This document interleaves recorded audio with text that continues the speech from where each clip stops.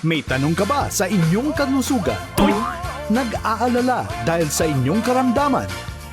Ito na ang programang sasagot sa inyong katanungan tungkol sa kalusugan.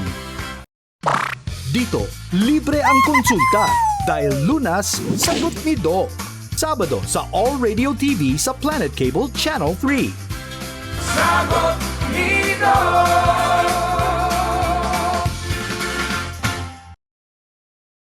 Ang programang ito ay hatid sa inyo ng Naproxen Sodium, Flanax. Sobrang sakit, panatag sa Flanax. Isang napakagandang umaga po sa inyong lahat. Welcome sa programang Tutugon sa mga tanong tungkol sa inyong karamdaman. Ako po si Michelle Giliang. Dito, sagot namin ang konsulta, mga problema sa kalusugan ating aagapan. Dahil ang Lunas, sagot ni Doc. Sagot ni Doc! Sa panahon ngayon, halos hindi na natin mahiwalay ang ating sarili sa gadgets. Mula sa cellphone at tablet hanggang sa laptop at computer, bahagi na talaga ito ng ating araw-araw na buhay. Mapatrabaho, pag-aaral at libangan man. Kung nakaka-relate ka, para sa iyo ang episode na ito. Aminin mo, pagkagising pa lang sa umaga, cellphone agad ang hawak mo. Sa trabaho, sa biyahe o bago matulog, halos hindi na natin mabitawan ang cellphone. Abala tayong mag-scroll o mag-chat na hindi na natin napapansin na matagal na pala tayong nakayuko. Ngawit na ang leeg. Ito ang dahilan kung bakit mas dumarami ang nakakaranas ng teknik. Madalas nagsisimula yan sa pananakit o pananigas ng leeg. Kapag malala na, pati balikat, likod at ulo nadadamay na sa sakit. Paano ba maiiwasan ang teknik sa panahon na halos lahat nakadepende na sa cellphone, laptop at iba pang gadgets? Alamin natin ang kasagutan dito sa Sagot ni Doc. At para bigyan tayo ng expert advice, makakasama natin ang isang rheumatologist mula St. Luke's Medical Center, BGC, at Allied Care Experts Medical Center, Mandaluyong City. Nagtapos siya ng medicine sa University of Santo Tomas at residency training sa St. Luke's Medical Center, Global City. Kasapi rin siya ng Philippine Rheumatology Association. Let's all welcome Dr. Eloisa Trida Generoso. Doc, welcome sa Sagot ni Doc. Hi, good morning, Michelle. Good morning din sa lahat ng viewers ng Sagot ni Doc. Thank you very much for having me. Doc Eloisa, first of all, thank you so much sa oras mo ngayong umaga para samahan kami na matalakay yung kinaka-curiousan namin na kondisyon, yung teknik. Kasi hindi natin mapagkakaila, Doc, na marami sa atin yung oras na yung ginugugol sa gadgets, no? Matagal tayong nakayuko. So, parang napapansin natin, dumarami na yung dumadaing ng sakit ng batok, ng leeg. Hindi natin alam na may kondisyon pala na tinatawag na teknik. So, Doc Eloisa, pwede mo po bang ipaliwanag sa amin ano po yun? Yes, Michelle, ang Tech-Neck syndrome ay medyo bagong kondisyon.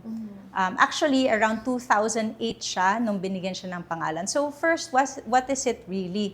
It's a chronic stress injury na ang inaapektuhan is yung batok or yung leeg natin. Medically speaking, it's called the cervical area. The cause siya because we're always looking down at our gadgets. So, like I said, medyo bago lang siya. Si Dr. Fishman, who's a chiropractor, siya actually nagbigay ng pangalan. Meron siyang patient na teenager na parati daw nagkakaroon ng neck pain, headaches, stiffness sa shoulders. Tapos, nung tiningnan niya kung ano yung posisyon nung teenager, ano yung mga usual activities, ayun pala, medyo parating gumagamit ng cellphone. So, that's why the other name for Tech-Neck syndrome is text-neck syndrome. Alright. So, ang teknik, alam din natin siya as text-neck. Yes, that's Alright. correct. So, Doc, nabanggit nyo naman na 2008 lang nakilala yung condition na teknik. Pero ngayon, Doc, pansin natin parang nagiging bigger concern na siya ngayon eh. Ano po kaya yung rason dun?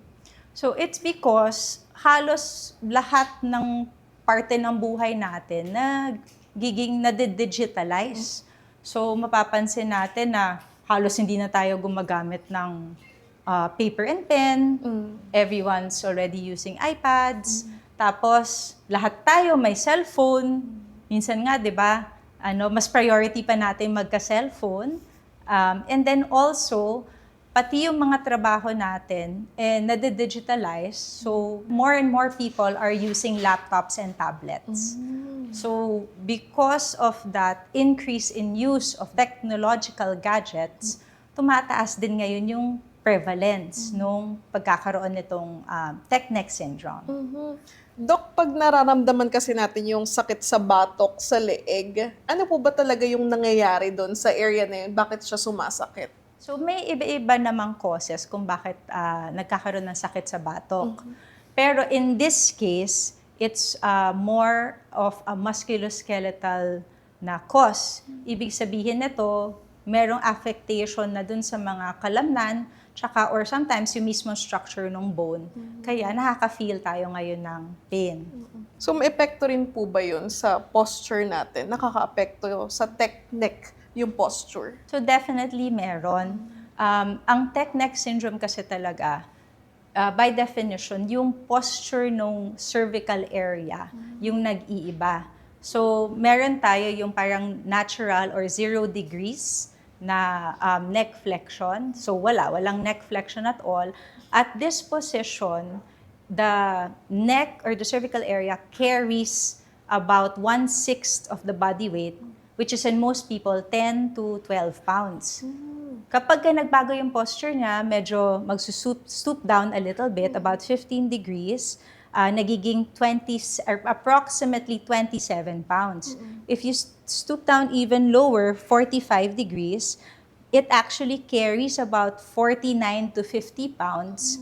Tapos kapag yung 60 degrees talaga na nakaganon, hanggang sa 60 pounds yung kinicarry na weight nung neck. So, you can imagine na para kang nagki-carry ng maliit na bata or a medium-sized dog Sa batok over your neck Neck. area. Kasi may mga nakikita tayo nagte-text, Dok, pag ganun mag-text, di ba? Parang yukong-yuko. Yes, oo. So, mas prone sila, Dok, sa tech neck. Yes, because as we said, pag with the greater na neck flexion or pagyuko, greater than yung pressure or the weight that the cervical spine is carrying. Okay. Sa experience niyo, Dok, sa clinic, may mga age ba na most commonly tinatamaan ng tech neck?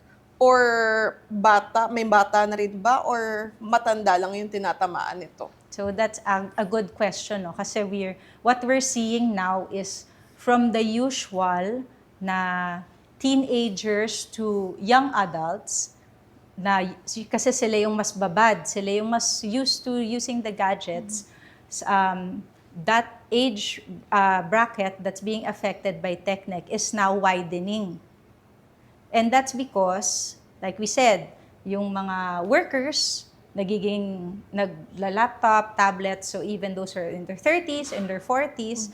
Tapos actually ngayon, napansin na rin namin na kahit the younger than teenagers can start having symptoms. And probably that's because kahit yung mga grade school, di ba, they also are being introduced to these gadgets. Hindi lang naman kasi laptop, cellphone, pwede yung mga controller, yung mga naglalaro, no? And then also, we noticed na even yung mga retirees, or a little bit older, they're also complaining of this because I think lahat talaga naka-cellphone na. Ang ganda ng sinabi mo, Doc, no? Yung tech neck, hindi lang siya nakukuha dahil sa pagte-text, sa pag-gadgets. Pwede rin yung mga game controllers na naglalaro ka ng video games. Yes, oo. Tapos, Doc, pwede rin po ba yung mga toddler? Kasi napapansin natin, kahit yung mga baby, pinag-iPad na, parang to keep them entertained habang may ginagawa yung magulang. Binibigyan ng iPad o manood ka para ma-entertain ka.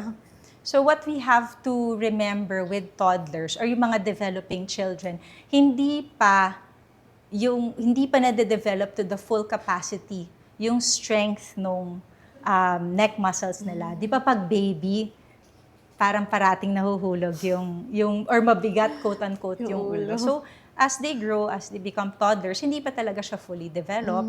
So, we also have to approach it with caution kapag nag-i-introduce tayo ng gadgets to them. Kasi yung muscle strength can be affected. Okay. Dok, kunyari ako, nararamdaman ko na yung sakit-sakit ng leeg ko. Ano pa po ba yung ibang sintomas na dapat kong bantayan na parang indication na, na may technique ako? Anong possibility na. So, at tech neck syndrome, we said it's chronic kasi over time Every day, about 3 to 5 hours a day, nakatungo ka, that builds up. So, meron siyang stages. So, there's the early stage kung saan nakakaramdam tayo ng ngalay. Parang, medyo sumakit yung leg ko. Nakaganyan kasi ako for the entire afternoon. So, yun yung unang symptom. Pero nawawala siya after you rest. Kapag nawawala yung pressure ngayon sa neck. The second stage is the intermediate stage. Diyan naman yung nagkakaroon na parang kumakalat na siya. Yung sakit. Hindi lang siya sa leeg. Meron na nagko-complain ng headaches. Meron naman nagko-complain na iba na, bakit yung balikat ko parang ngalay na din? Some people, they can even feel na parang mas hirap sila huminga. No? And then there's the advanced stage. So dito pumapasok yung more of the structural na damage. So yung fact na there's flexion dun sa spine, hindi siya dun sa ideal na posisyon. So it creates pressure on certain parts of her spine. So dun pumapasok yung pwedeng mawala siya, malihis siya dun sa natural position. O kaya if you've heard of yung mga herniated disc, o kaya yung mga compressed na nerves, this is the more advanced stage. And actually, dun tayo parang magkakaroon ng, shucks, kailangan ko na talaga magpatingin. Dok, itong mga nababanggit mo na sakit, no? Sakit na kalakip nung technique, nagkakaiba ba siya kung yung bata yung nakaranas nito at sa matanda or pareha lang? So magkaiba siya in a sense na as we age, recovery also differs, pati yung mga mas sensitivity din natin to pain. So we touched on it earlier na kapag ka mas bata, the muscles are developing. So, pero malakas pa kasi rin yung muscles nila and then mas flexible, you would say, and then their ligaments are also stronger. So, yung adaptability nila dun sa mismong stress is greater. Tapos, I would say, mas correctable siya, di ba, kapag mas bata.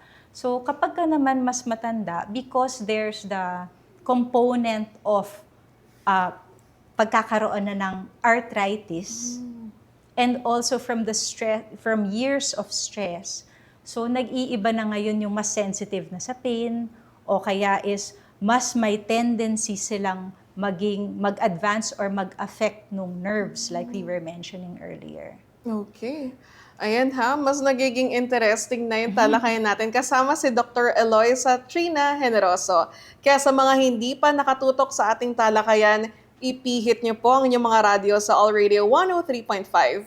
Mapapanood niyo rin po kami sa All Radio TV sa Planet Cable Channel 3. Sa aming pagbabalik, pag-uusapan naman natin kung bakit pati mga bata at preteens ay nakakaranas na ng technique at kung ano dapat gawin kung ang magulang ay para maiwasan ito. Kaya walang BBTO dito sa Sagot ni Doc.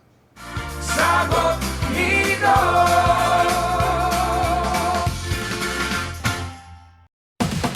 Ang All Radio 103.5 nasa TV na. Mapapanood ang All Radio TV sa Planet Cable Channel 3. All sa balita at napapanahong usapan. Mainit na balitaan sa mabilis lang to. Usapang kalusugan sa Sagot ni Doc. Patas ang iiral sa Dapat Legal. Travel and learn some Living Asia. And late-night sports action sa Hoops Mayhem. All sa drama at kwentuhan. Madamdaming radio drama sa dula ng buhay. Misteryo at kababalaghan sa ulirat sa pagkaimbing. Mainit na kwentuhan sa The Pillow Talk. And live music at its best with the Retrospect Show with Jay Martin. with all your favorite All Radio programs, now made for TV. All Radio TV sa Planet Cable Channel 3. Sa June 22, magsisimula na ang ating bagong prime time bida. Ikaw talaga ang lucky charm sa buhay ko. Nagbabalik ang hari ng aksyon sa ating henerasyon. Coco Martin, kasama ang prime actress Julia Montes. Ano pangalan mo? Ay, baka rin eh, no? Coco Martin, Sigabo, 8 p.m. Sumuko ka na! Magkakamali, puputo ko to. Blood versus Duty sa bago nitong oras, 8:45 p.m. Ang kapal ng mukha mo! The audacity! What are you doing here? Vincent? Iwan mo! Sana sa akin, magtiwala ka. The Alibi sa bago nitong oras, 9:30 p.m. Basta surprise to. Kita-kits, mga kapamilya! Ang ating bagong prime time bida simula sa June 22. Mga kwento ng pag-ibig, Sino nga ba ako para manligaw sa'yo? Huwag mo namang minosin ang sarili mo. hamon ng buhay. Nawalan ako ng preno! Nabangga ako sa truck! Inihahandog ng All Radio TV at Digi8 Studios. Mga pagtatagumpay na isasadula ng mga premyadong voice talents ng bansa. Dula ng buhay. Tuwing Sabado at Linggo, 11 a.m. sa All Radio TV sa Planet Cable Channel 3. Ngayong Sabado at Linggo, hawak mo ang swerte! Lucky Stars ang maglalaro ngayong gabi! Ako na pala ang maglalaro ngayon. Jopay! Kung may mga pinalaki ang sex bomb, may pinatanda din ang sex bomb. Laban na yan! Alam ko na ang sex bomb ay palaban. Buhay paang! Ayan ang magandang laban. Grabe, oh! Ano nasa posisyon din mo? Para mag-get ang 1 million pesos! Ngayong gabi kaya, may makikilala tayo, bagong milyonaryo. Ito na ang all-new season ng Kapamilya, Deal or No Deal. Sabado at Linggo, 7:30 p.m. Hinahanap-hanap natin ang init ng ating summer bonding. Kaya buong linggo tayong mag-enjoy sa ating Yes Weekend! Are you guys having fun? Let's bring laughter and sunshine kasama ang madlang people sa It's Showtime! Extra hot ang excitement sa Kapamilya, Deal or No Deal. Kasama ang pambansang host, Luis Lucky Manzano. Magkakasama na naman tayo at syempre kasama rin natin sila sa Kulitan Ka Ba? Buhay paang! Level up ang kantahan at kulitan with Asia's unkabogable phenomenal superstar, Vice Ganda! Simulan na natin ang kantahan! Sa ating Everybody Sing! Wow! Ganda! Damhin ang maiinit at nakakaanting na kwento sa MMK.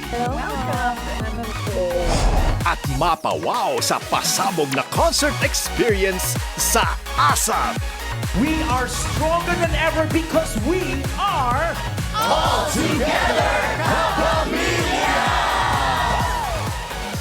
Masaya ang summer dahil we are together sa ating Yes Weekend!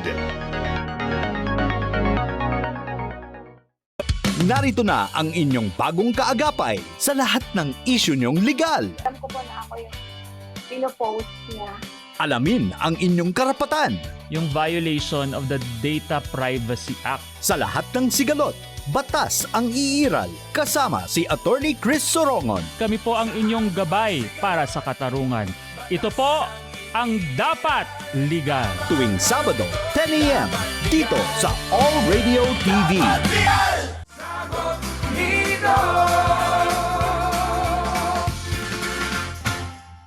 Nagbabalik ang sagot ni Doc. Kasama pa rin natin si Dr. Eloisa Trina Generoso, isang rheumatologist. At pinag-uusapan natin ang tech neck o text neck.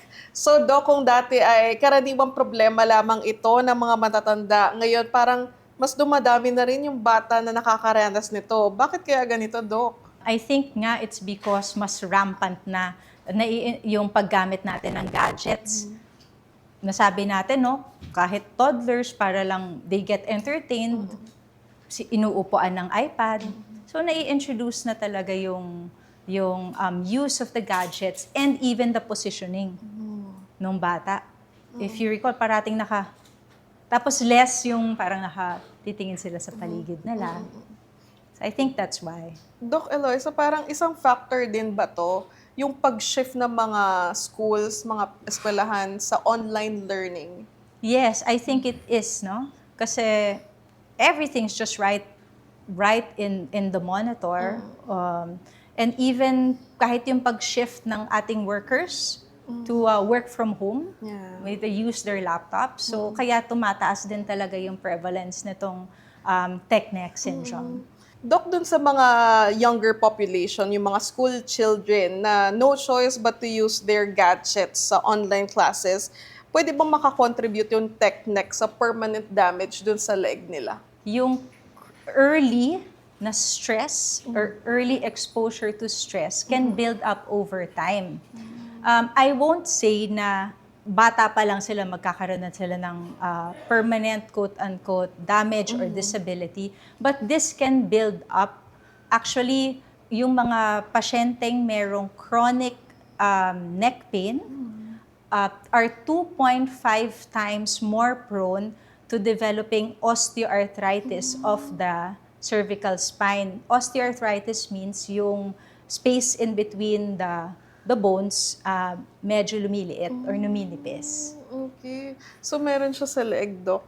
Yes, Pwedeng oo. osteoarthritis sa leeg? Pwede siya, yes. Kasi alam na natin yung osteoarthritis sa tuhod. Yes, so kahit saan na merong joint or two bones that meet each other, tapos meron siyang parang unan or what we term as cartilage in between, can be affected by osteoarthritis. Okay. Yung tech neck ba, Doc, pwede siyang maiwasan sa pag-exercise? Yes, definitely. So marami tayong madidiscuss din na ways to prevent tech neck. But I'll start it off with exercise and stretching. So yung stretching, kung okay lang sa viewers, will show some exercises that can address yung symptoms ng tech neck and also to prevent it. So because we're always stooping down like this, we bring the head back to neutral or parang may libro.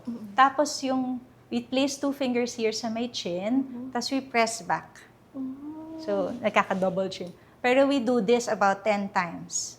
10 times. Ilang seconds, Doc? Hold it for about 1 to 2 seconds. Do it for about 10 repetitions. Okay. And we can do it 3 to 4 times a day. So, that's 1. Number 2, pwede rin yung stretching ng neck, yung side to side. No? So, the one ear, you bring it down to the same side ng shoulder. Place the same arm over the head and then reach for the opposing ear. And this is to stretch it. Hold it for about 20 to 30 seconds. And then again, you can do it 3 to 4 times a day. Meron pa yan kasi nga hindi lang naman yung leeg, pwedeng yung ibang parte ng katawan natin. Those who get a little stiff or parang nag-hunch yung shoulders, can reach your arms back like this, interlace the fingers, tapos open up the chest. So that's all to counter yung parang forward bending position natin. Okay? So, yeah, those, again, you hold it for about 20 to 30 seconds and do it 3 to 4 times a day. Wow, thank you so much, Doc, no, sa tips mo para maiwasan yung Marami tech neck. pa. Marami pa. Pero ito yung mga practical na exercise na pwede madaling gawin, no, Doc? Doon naman, Doc, sa mga work from home natin na mga kababayan, working adults, yung mga ilang oras nakababad sa computer. Ano po ba yung ideal position pag nakaharap ka sa computer monitor? Okay. So dito pumapasok yung tinatawag natin na ergonomics or parang the science of how our workstations are fixed. So usually, we assume naman na pag work from home, nakaharap nga sa monitor, either a monitor or a laptop. So first is kung gaano kataas yung device. Okay. Yung device. So dapat ang katapat ng device mo almost waist level. Kasi dapat ang position ng katawan is 90 degrees yung sa hips, tapos 90 degrees din yung sa knees. So working from the way up. Tapos kapag nilatag natin yung hands or yung arms natin, very minimal lang din yung degree of flexion niya. This one.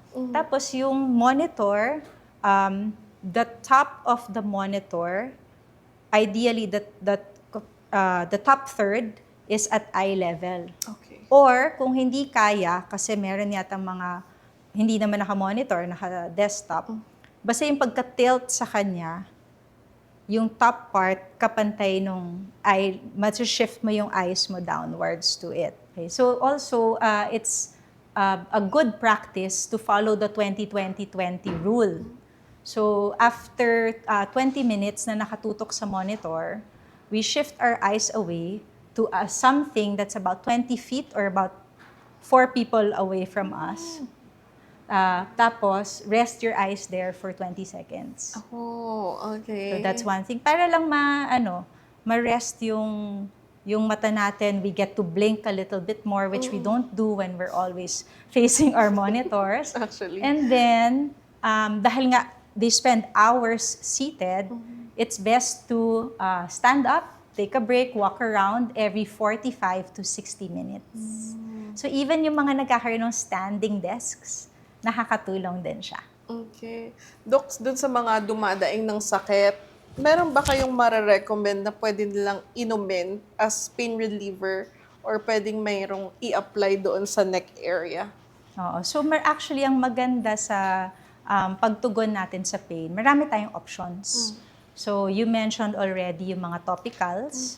So definitely, meron tayong mga topical gels or creams that can address the pain. Yung iba dito, maaalala nyo, medyo may konting init or kaya may konting lamig, which actually gives us a different sensation para hindi lang yung pain yung mararamdaman natin. So that's more local.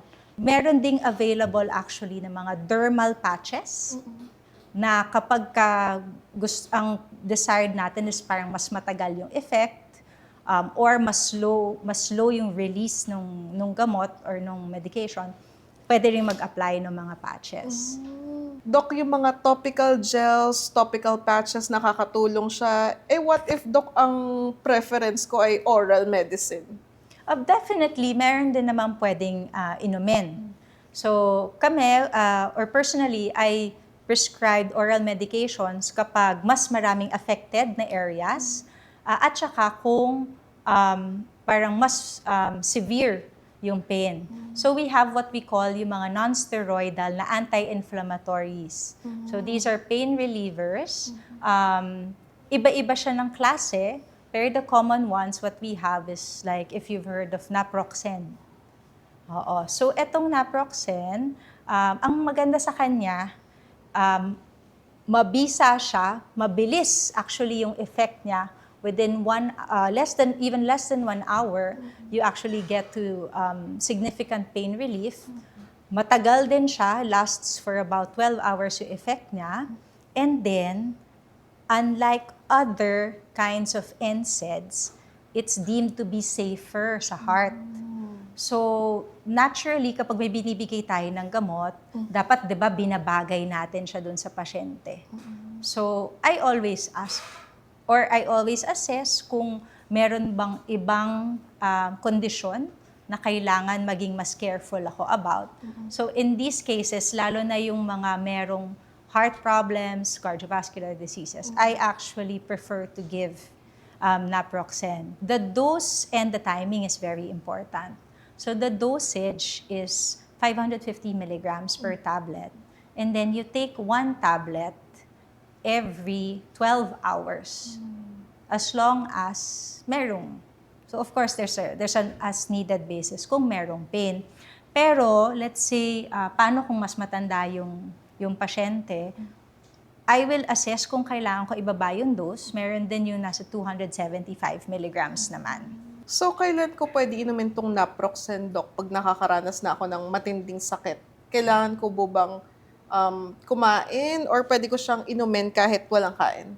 Halos naman lahat ng pain relievers recommended that we have a full stomach bago natin siya inumin.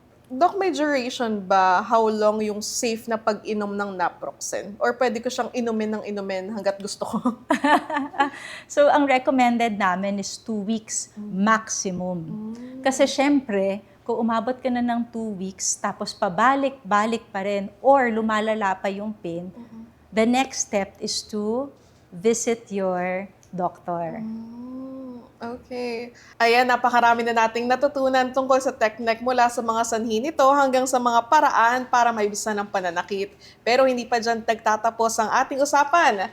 Pagbalik natin, tatalakayan naman natin kung paano ito maiiwasan. At syempre, sasagutin na rin ni Doc Eloisa ang mga tanong mula sa inyong mga ka-SD. Kaya kapit lang dito sa Sagot ni Doc. Sagot ni Doc! Turn it up. 1, 2, 3, 4. It's time to count down. Every day, one theme, 25 hits, 0 dull moments. This is All Hits 25, the daily countdown that rewinds, rewires, and reignites your love for music.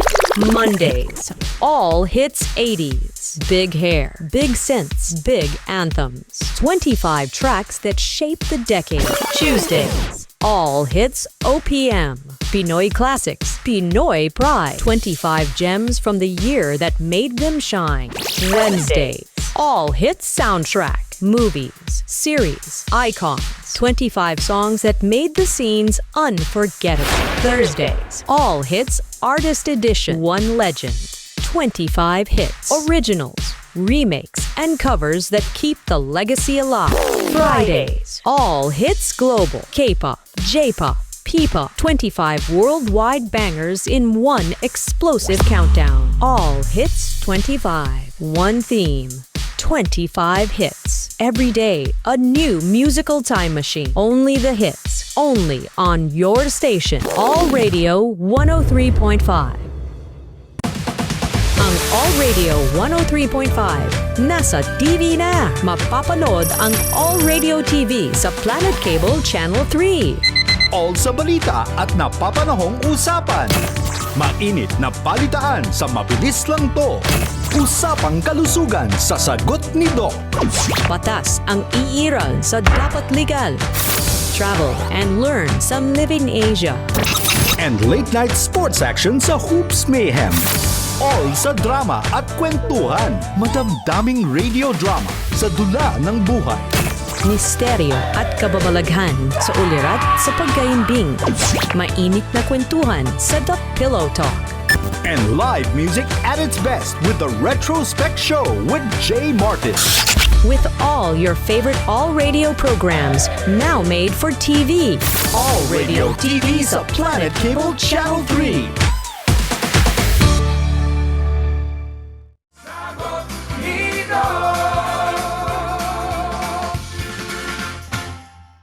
Welcome back sa Sagot ni Doc. Kasama pa rin natin si Dr. Eloisa Trina Generoso, isang rheumatologist, para ipaliwanag ang kondisyon na TechNec.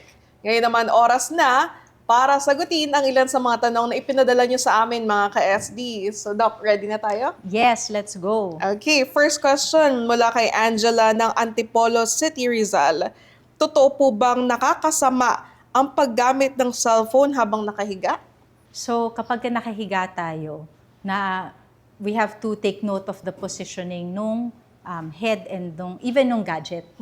Usually, kapag nakahiga tayo, nasa nakalagay yung gadget. Di ba nasa, pag iPad or laptop, usually nasa tiyan. Kapag naman cellphone, naka-ganon lang siya, no? Parang naka-bend yung arms. Tapos, so, imagine mo na lang nakahiga ako. So, kung pag nasa tiyan ko siya, ang tendency is gaganon. Parang you'll flex your neck more or maglalagay pa tayo ng pillows. So like we mentioned earlier, kahit na nakahiga, yung mismong act of flexing the neck makaka-contribute na siya talaga to this tech neck syndrome, that positioning, and then that muscle stiffness that comes with it. Kapag naman, there's another, paano doc pagka naka-side view ako? O, diba? That's another option. So pag naka-side view naman yung pasyente, ang tendency is naka-lateral flexion siya eh. Either one side, naka-ganon. So even this one, nakaka-overstretch siya ng one side, nakaka-overcompress siya ng kabila. Just being away from that standard position can contribute to the tech neck syndrome. So, anong important dyan? Anong pwede natin sabihin? Gusto ko talaga kapag bago ako matulog, nag-check ako ng cellphone ko. So, let's try to make sure na at least at eye level. Yun pa rin, di ba? Number 1 is at eye level. Tapos, neutral yung neck. Another one is, kung pwede sana, 30 minutes before going to bed, stop na yung cellphone. Kasi, even kapag nakaganyan naman siya sa harapan mo, anong pwedeng mangyari? Pwede mong malaglag yung cellphone. The other thing we have to remember, kapag din naka-cellphone ka, either this way yung posisyon or on the side, kapag nakatulog ka, hindi ba nare-retain yung position na yon? So imagine mo yon, 6 to 8 hours, you're in the same position, the same flexion, the same pressure on the neck area.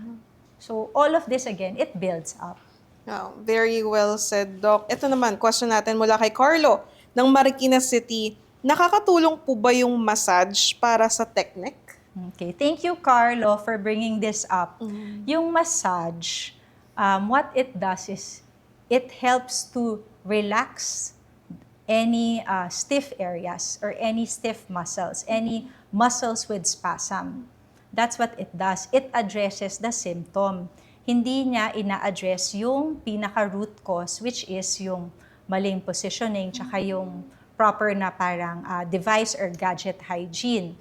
So with the massage, what you have to remember first is, kung meron kang neck pain, kailangan pa rin siguraduhin na hindi makakasama yung massage. Anong cases kaya yun? Yung kapag ka merong structural na, yung nasabi ko kanina na nakalihis yung isang buto. Or merong nakaipit pala na nerve. So, kailangan munang ma-make sure yon before tayo pumunta dun sa mga massage, hard massage, or even yung mga mabilis na manipulations of the neck.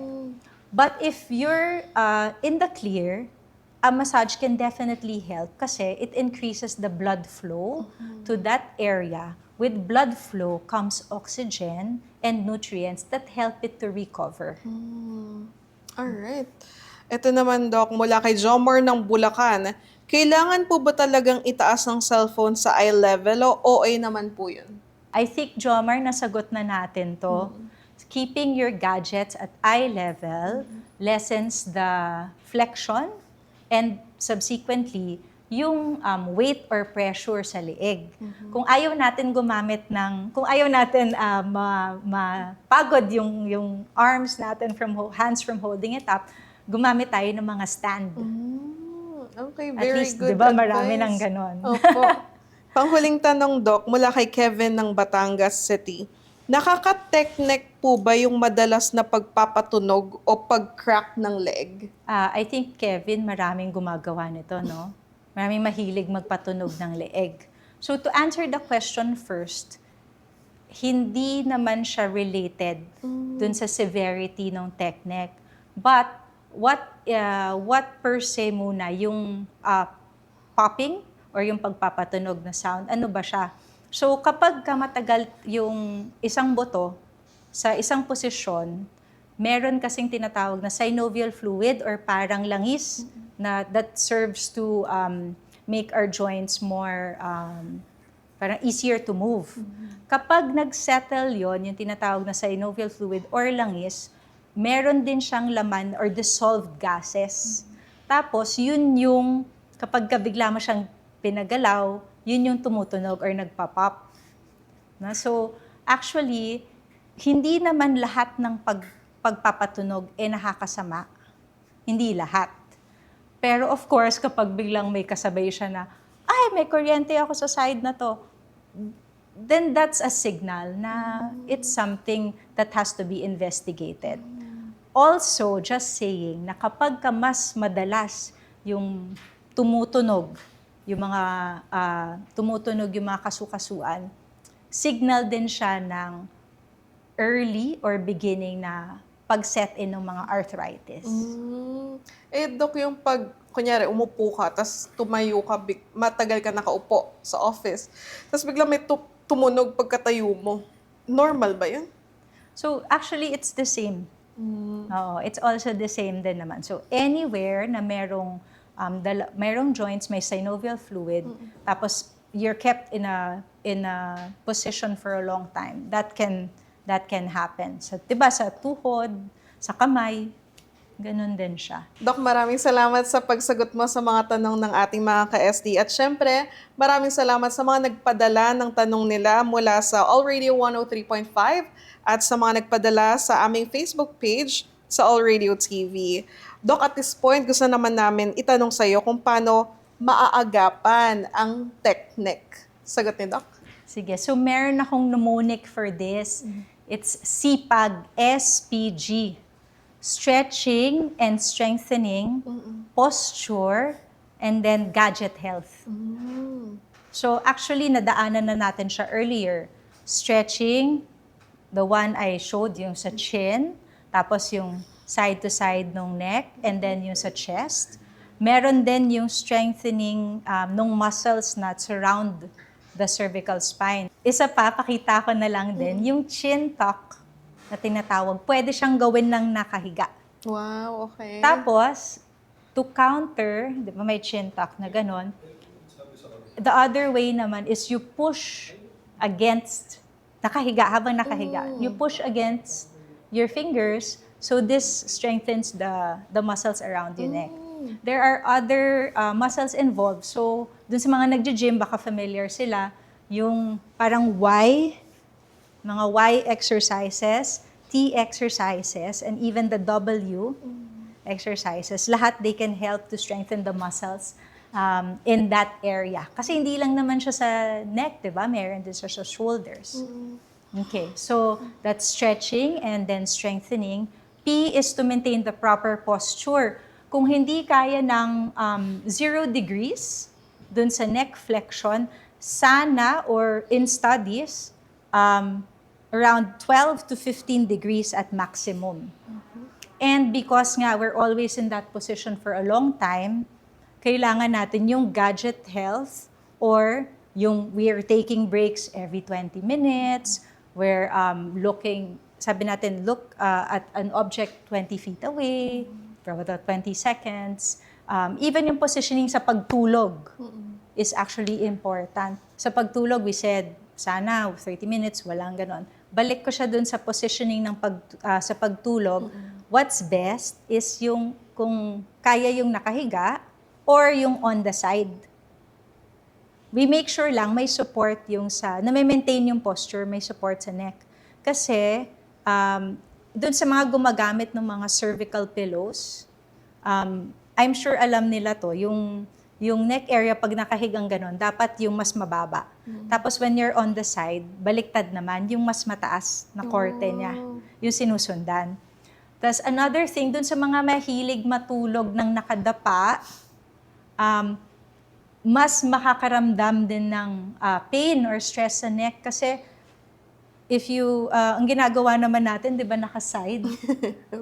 So even that position, having your muscles and your neck in that position, pagising nyo sa umaga, I'm sure makakaramdam ng konting discomfort. Ayan, nalaman na natin mula kay Doc Eloisa Trina kung paano maiiwasan ng technique. Panahon naman para linawin ang ilang mga maling paniniwala tungkol dito. Pero tatalakayin natin yan sa aming pagbabalik. Kaya huwag kayong bibitaw, magbabalik ang Sagot ni Doc. Sagot ni Doc!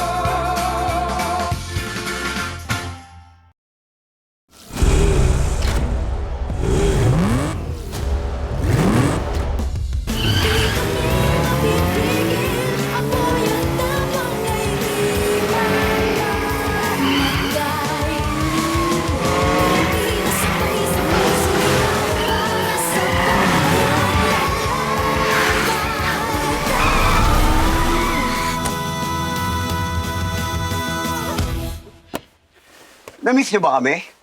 Huwag kayong mag-alala. Malapit niyo na kami mapanood sa inyong mga tahanan. Abangan ang Coco Martins Sigabo, malapit na sa June 22, 8 p.m. sa Primetime Bida. Kita-kits mga kapamilya! Bago pumikit ang mundo, dito muna tayo. Miss Tuesday Vargas! Wow, ang cute! Ang gising lang! Kung saan ang chika nagiging kwento. Ayoko maging pirate, ayoko maging doktor. Basta gusto ko maging teacher. Na nakapalda. At ang kwento nagiging totoo. My father, Brad Pitt. That's me. That's you! The Pillow Talk. Sabado, alas 7 ng gabi. Dito sa All Radio TV sa Planet Cable Channel 3. Everybody, mag-ingay! Na-miss niyo ba kami, everybody? Nagbabalik ang Good Vibes kantahan ng Sangbayanan. We are back! New episodes, kulitan. Natutuwa ka ba o sinasapian ka na? New season ng kantahan. Wow, ganda! Kasama ang favorite ng everybody, Ganda! Simulan na natin ang kantahan! Everybody sing! Ngayong May 2 and 3 na! Sa June 22, magsisimula na ang ating bagong prime time bida. Ito talaga ang lucky charm sa buhay ko. Nagbabalik ang hari ng aksyon sa ating henerasyon. Coco Martin, kasama ang prime actress Julia Montes. Ano pangalan mo? Ay, baka rin eh, no? Coco Martin, Sigabo, 8 p.m. Sumuko ka na! Magkakamali, puputo ko to. Blood versus Duty sa bago nitong oras, 8:45 p.m. Ang kapal ng mukha mo! The audacity! Babawiin natin! What are you doing here? Vincent? Iwan mo! Sana sa akin, magtiwala ka. The Alibi sa bago nitong oras, 9:30 p.m. Basta surprise to. Kita-kits mga kapamilya! Ang ating bagong prime time bida simula sa June 22. Welcome to my hometown! Ikot tayo ngayon dito sa Imus, Cavite. Ari na kita sa Iloilo! This is my hometown! Simula ngayong Sabado, Tao Po goes to iba-ibang probinsya. Nakapunta ka na ba sa Tarlac? Bibisita tayo sa hometown ng ating mga patrol ng Pilipino na taga-Tarlac. A province full of surprises, flavors, at adventures na legit na pang bucket list. Cavite, Pakita ko sa inyo ang old school history pero cool vibe dito sa amin. Iloilo, Iloilo is more than your usual tourist destination. It's more fun, more adventures. at Batangas. Ay kapag hometown adventure, kailangan laging exciting. Ang saya! Ang kanilang tour and adventure sa Tao Po! Sabado, sa bago nitong oras, alas 6:45 ng gabi. Ngayong June, saksihan ang katatagan ng mga haligi ng tahanan. Bili na ho kayo. Baka makapanakit pa yan eh. Ano manakit? Inaano ba kayo ng asawa ko ha? Kahit naman ipaliwanag ko sa kanila na mannerisms ko lang to, pagtatawanan pa rin nila ako. Isa kang mabuting ama, asawa. Pasihagi pa! Kalahating milyon, kaya kailangan natin sa operasyon. Kailangan kong magmakaawa. Yun na lang yung paraan para maging mabuti ako nga gagawin ko yun. Ito po, kumita po ako ng extra. Kaya naman pala tumatama yung mga kabataan na halangang bituka dahil sa pangungungsinte ng mga magulang. Na-primap lang. Kung anak ko yan, putol na sungay niyan. Artist ako eh. Tingnan lang natin kung hindi lumaking kawawa yung mga anak ko. At pagsisisihan ng asawa mo na ikaw pinakasalan niya. Wala akong kwentang ama. Wala akong kwentang asawa. Wala! Ma! Namamana ang si Kenny. Sana po kasi siyang tibay tatag niyo. Kahit natin, kahit na lahat na nakaharap sa atin nagbibigay sa atin ng dahilan para bumigay na. Kayo po yung nag-viral na namimigay ng libreng taho. Ako po sa inyo, tay. Magbablog din po ako. Wala akong sariling pamilya. Pero tignan mo naman ngayon, ang laki ng pamilya ko. Hindi ka mamatay nang hindi nabigyan ng magandang buhay pa. Uwi ako agad pag nakaipon ako. Bakit di ka man lang pumunta sa pagkamatay ng papa mo? Sa kagustuhang madalawang puntod ng mga magulang at dahil walang pambili ng tiket, tinangka ni Seferino na languyin ng dagat sa pagitan ng Cebu at Bohol. MMK Hugot from the Vault. Sabado at Linggo, 9:45 p.m.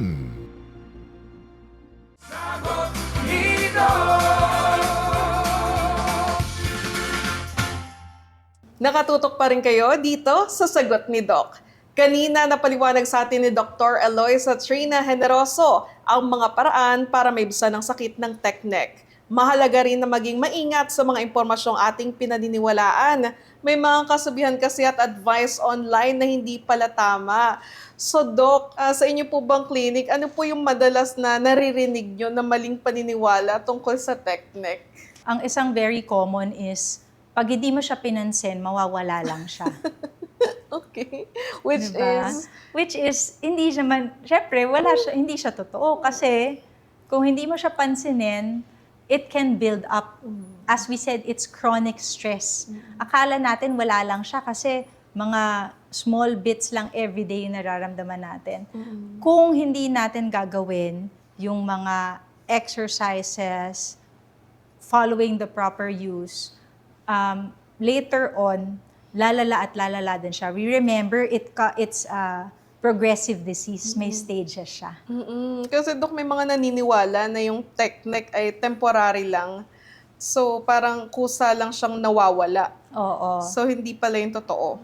Because, malamang yung those patients, baka nasa early stage pa sila. Tapos kasi nga, correct. Tapos kapag nag-rest sila, nawawala naman. Pero like we said, kung hindi mo tatanggalin ngayon yung risk factors o yung mga practices that cause the teknek, pwedeng mag-progress siya from early, magiging intermediate. And then yung ayaw natin kasi is maging advanced siya or magkaroon ng structural na problems. Okay. Dok, totoo rin po ba na kapag may teknek ka na, simula pa lang, hindi mo na mababalik sa tamang posture or tamang structure yung leg mo? So, doon din pumapasok yung stages. Of course, we stress that we want to prevent it.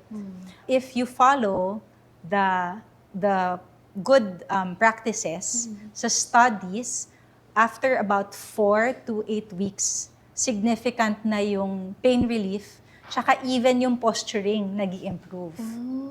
Okay.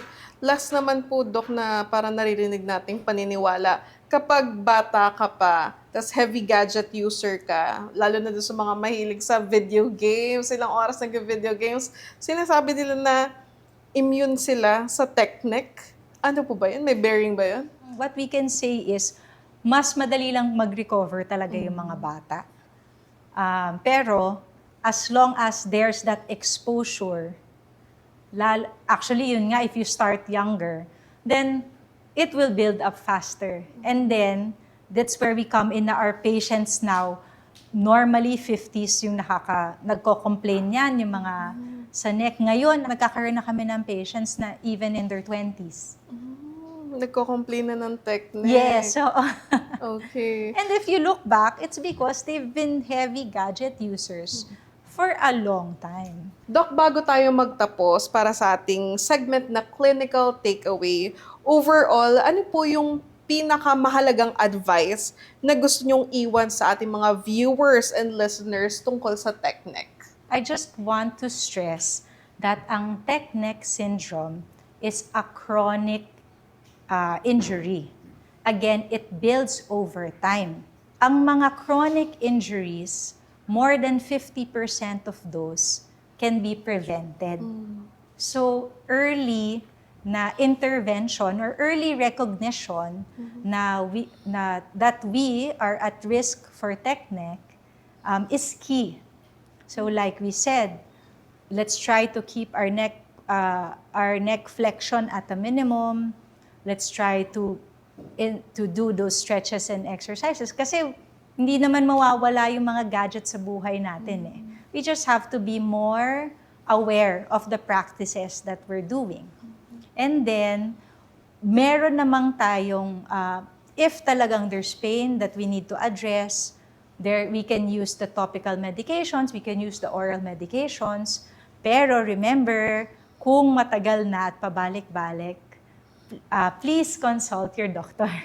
Pero kung ano na bang gagawin natin sa ngayon, anong pwedeng prevention, just remember, CPAG, SPG, stretching, strengthening, posture, and gadget health or gadget hygiene.